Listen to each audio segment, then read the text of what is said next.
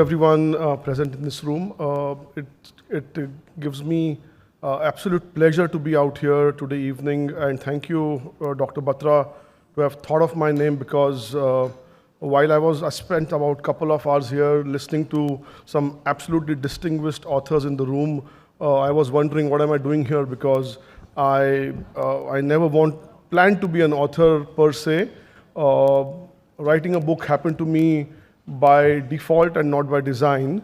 And today I'm going to be sharing with you a very, very short and exciting story about me in terms of what made me write this book called The Business of Sport. So here it goes.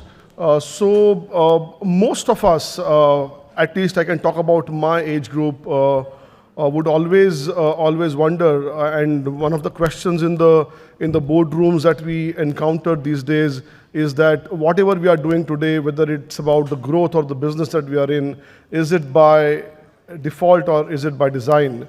And these are two very important words today in our lives. And therefore, I made this point that writing a book happened to me by default and not by design. So my first job after my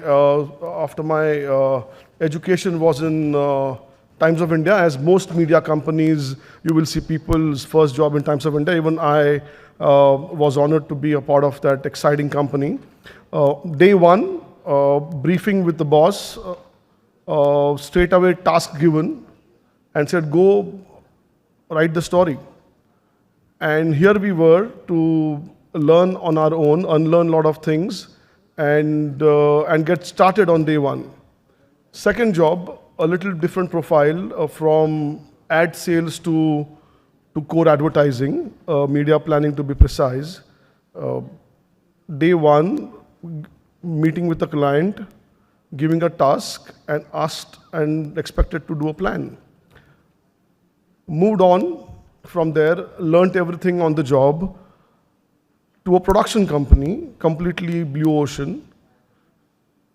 Day one, story session, things to be learned on their own. So the point I'm trying to make is, my generation actually have grown from the 90s till today by learning on the job. The formal education that we all took was of great value and absolute importance, but little of that, to be honest, is what we actually used in the early days in our years. And that's when we realized that whatever you learn in your school or in your college or in your B school, if that was exactly what you practice in your workplace, how would that world be? And that's the point I'm trying to make by using these two words of things happening by default or by design. Yeah. So the story began in 2007 when actually India won the first T20 World Cup in South Africa. I'm sure most of us would remember the journey of the Mahendra Singh Dhoni's team from South Africa to India and to Wankhede Stadium. Nothing stopped us from scaling up our sports business from then. I had no clue about the sports business in 2007. Like my story went back on my first job, one phone call came from BCCI saying that we are doing something and we want you to meet us. And here we were briefed in terms of what the Indian Premier League was about to be made. This is about 2007, immediately after the World Cup victory and the Team India coming to India. It was an absolute job which none of us in the room had ever done, right? So we had to learn that also on the job. Indian Premier League was actually conceptualized on the back of the English Premier League, which was a football league. In India, a private league, T20, lot of questions, no learning whatsoever. So from that point till 2008, till the first ball was bowled in IPL, everything was an absolute new learning, like a school children. So when we started working in this whole process of building the sports economy in India, we realized that not only me or my team, but all of us who were a part of that journey learned it on the job. And that's when IPL started becoming a success in 2009, 2010, 2011, and there was no stopping of the leagues coming in India. So you immediately had Indian Super League in football, you had the Kabaddi League, and today, pre-COVID, you had almost 10 to 12 leagues, which have now come down to maybe 7, 8. All of them, all of us have learned on the job, making mistakes, doing trial and errors. A lot of invitations started coming in from 2010-11 onwards from various different schools, colleges, business schools to go and talk to the children, the student about what went behind creating a sporting economy or IPL or cricket or football, various different subjects, various different, topics. One common thing, that whatever we were studying, whatever the students were learning in schools and colleges and what we were practicing were absolutely different. So when we started interviewing and scaling up our teams, we never got anybody who could actually start on day one. We had to spend a lot of time training people in terms of actually explaining them what have you learned and what you actually are supposed to deliver. That's when I kept saying to myself, what if I have to do something for this generation who are so passionate from a syllabus standpoint? And that's when I started actively interacting with a lot of academicians. To my surprise, I realized that the kind of books or material our students are learning even today is made many, many years back. The relevance of that in today's context is very, very minimal because the world outside in the real world has changed so much that keeping pace from an academic standpoint is becoming very difficult for the academicians who are eventually trying to create or curate students who will eventually come and work with all of us in our teams. That's when I started spending a significant amount of my time in different colleges to understand what are these students wanting to eventually do. So while media and entertainment remains to be a very, very glamorous industry, actually if you ask most of us, and Mr. Batra is here, he can talk about it as well, it is not glamorous at all when it comes to actually delivering what we do in our day-to-day lives. It's a very, very serious business because we don't use our own money, but it's somebody else's money is what we are trying to spend scientifically, right? And therefore, it becomes very, very important that how are we planning those resources from a most efficient standpoint. So in that whole journey, one fantastic thing happened to me was COVID, obviously. And the reason I'm calling it fantastic is because while it was a huge challenge for everybody, it also gave us a time to pause and think about what did we do right and what did we miss in the last 15 or 20 years. There were lots of things that we did in that whole period.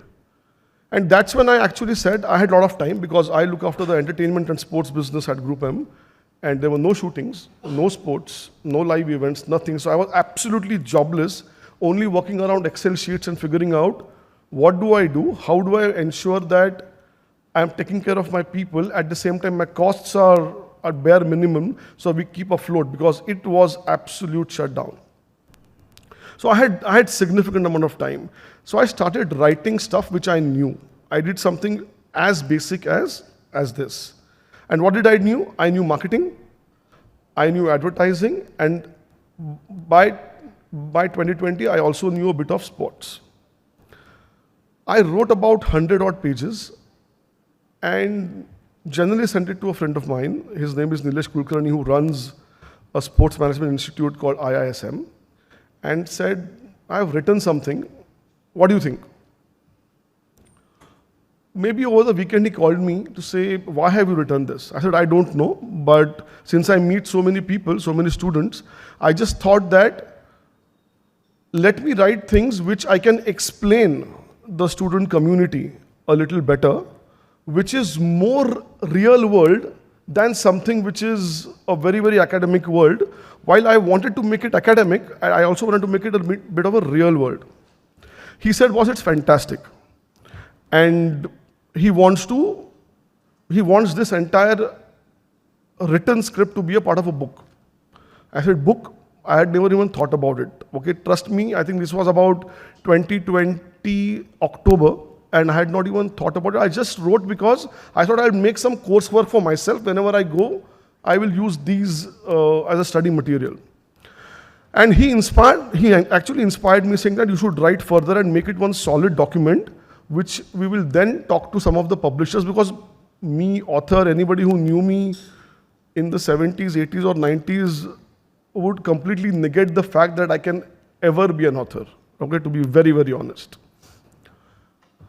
So we spoke to a lot of people and eventually decided that we will come up with this 3-part series, which is the business of sport, a winning formula of success. And the reason why we called this is because what we realized, most of the students who eventually wanted to learn marketing or sports marketing to be precise were sports fans.